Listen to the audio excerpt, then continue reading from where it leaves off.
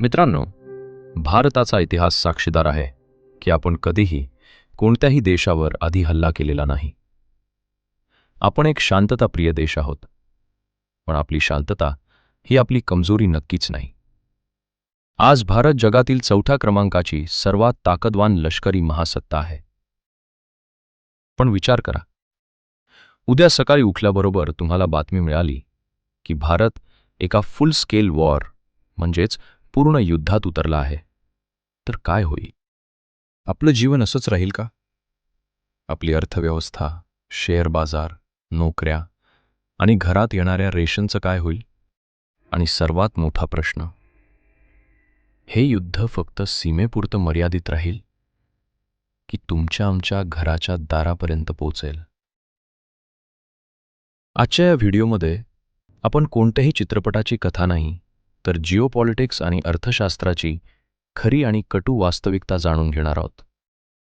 त्यामुळे हा व्हिडिओ शेवटपर्यंत नक्की बघा, कारण हे प्रत्येक भारतीयाला माहीत असणं गरजेचं आहे. युद्धात गोळ्या नंतर चालतात. पहिला धमाका होतो तो अर्थव्यवस्थेवर. भारत युद्धात सहभागी झाल्याची अधिकृत घोषणा होताच काही तासात शेअर बाजारात सेन्सेक्स आणि निफ्टी मोठी घसरण होईल. गुंतवणूकदारांचे लाखो कोटी रुपये एकाच झटक्यात बुडू शकतात. ज्या विदेशी कंपन्यांनी FDI भारतात गुंतवणूक केली आहे, त्या आपले पैसे सुरक्षितपणे काढून घेण्यास सुरुवात करतील. याचा थेट परिणाम रुपयावर होईल. डॉलरच्या तुलनेत रुपया वेगाने कोसळेल. भारत आपली 80% तेलाची गरज आयातीतून भागवतो. युद्धाच्या परिस्थितीत समुद्राचे मार्ग ब्लॉक होऊ शकतात. पेट्रोल डिझेलचे भाव गगनाला भिडतील. आणि जेव्हा इंधन महाग होईल, तेव्हा वाहतूक व्यवस्था, ट्रान्सपोर्टेशन महाग होईल. परिणाम? दूध, भाजीपाला, धान्यापासून ते प्रत्येक जीवनावश्यक वस्तूची किंमत दुप्पट किंवा तिप्पट होईल.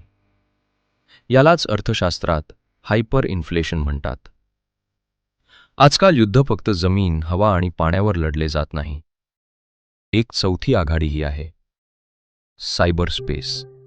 तुम्ही कधी विचार केलाय का, जर शत्रूच्या हॅकर्सनी आपल्या पॉवर ग्रिड किंवा बँकिंग सिस्टीमवर हल्ला केला तर काय होईल?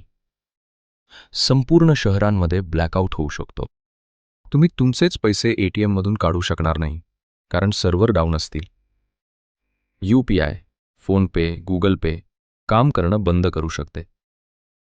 अफवा रोखण्यासाठी आणि देशाच्या अंतर्गत सुरक्षेसाठी सरकारला अनेक भागात इंटरनेट बंद करावे लागू शकते. सोशल मीडियावर फेक न्यूज आणि प्रॉपगेंडाचा पूर येईल. शत्रू देश मानसिक युद्ध, सायकोलॉजिकल वॉरफेअर खेळून देशांतर्गत दंगली किंवा घबराट पसरवण्याचा प्रयत्न करेल. अशावेळी देशातील जनतेची एकजूट हेच सर्वात मोठे हत्यार असते. भारतासाठी सर्वात मोठा धोका एखादा विशिष्ट देश नाही, तर टू फ्रंट वॉर म्हणजेच एकाच वेळी दोन आघाड्यांवर होणारे युद्ध हा आहे. जर एका बाजूने युद्ध छेडले गेले, तर दुसरा शेजारी देश या संधीचा फायदा उचलण्याचा प्रयत्न करेल हे निश्चित. पण याचा परिणाम फक्त भारतावर होणार नाही, संपूर्ण जग हादरून जाईल. हिंदी महासागर हा जागतिक व्यापाराचा सर्वात मोठा मार्ग आहे. इथे युद्धाचे ढग दाटले तर ग्लोबल सप्लाय चेन पूर्णपणे कोलमडेल. जग दोन गटात विभागले जाईल. अमेरिका, रशिया, फ्रान्स आणि इस्रायल सारख्या देशांना आपली भूमिका स्पष्ट करावी लागेल. भारत आज जगातील 5वी सर्वात मोठी अर्थव्यवस्था आहे आणि ग्लोबल मॅन्युफॅक्चरिंग हब बनत आहे. जर भारताची चाके थांबली, तर जगभरातील अनेक कंपन्या ठप्प होतील. मित्रांनो, आपली सेना जगातील सर्वात अनुभवी आणि सर्वोत्तम सेनांपैकी एक आहे. सियाचीनच्या गोठवणाऱ्या बर्फापासून ते राजस्थानच्या रखरखत्या वाळवंटापर्यंत आपले जवान प्रत्येक आव्हानासाठी सज्ज आहेत. आज भारताकडे ब्रह्मोस सारखी घातक क्षेपणास्त्रे, S-400 एअर डिफेन्स सिस्टीम आणि अत्याधुनिक ड्रोन्स आहेत. पण आपण हे विसरता कामा नये की आपल्या भौगोलिक क्षेत्रात 3 अण्वस्त्रधारी देश आहेत. जरी भारताची नो फर्स्ट यूज प्रथम वापर नाही पॉलिसी असली तरी युद्ध नियंत्रणाबाहेर गेल्यास न्यूक्लिअर वॉरचा धोका संपूर्ण मानवजातीसाठी एक भयानक स्वप्न ठरू शकतो. म्हणूनच जगातला कोणताही देश या भागात मोठे युद्ध होऊ नये यासाठी प्रयत्नशील असतो. तर मित्रांनो, सत्य हे आहे की चित्रपट आणि व्हिडिओ गेम्समध्ये युद्ध खूप रोमांचक वाटतात, पण खऱ्या आयुष्यात युद्ध फक्त आणि फक्त विनाश आणते. यामुळे देशाची अनेक दशकांची प्रगती मागे जाते. भारताचे परराष्ट्र धोरण नेहमी हाच प्रयत्न करते की युद्धाची वेळच येऊ नये.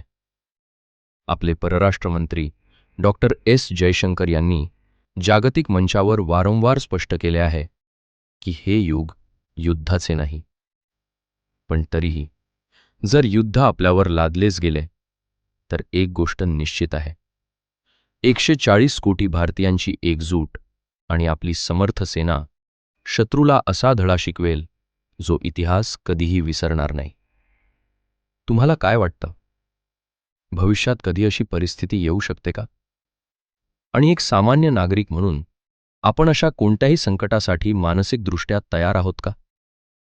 तुमची प्रतिक्रिया खाली कमेंट्समध्ये नक्की सांगा.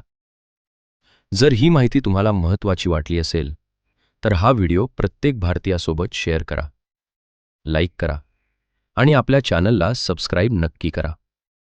जय हिंद. वंदे मातरम.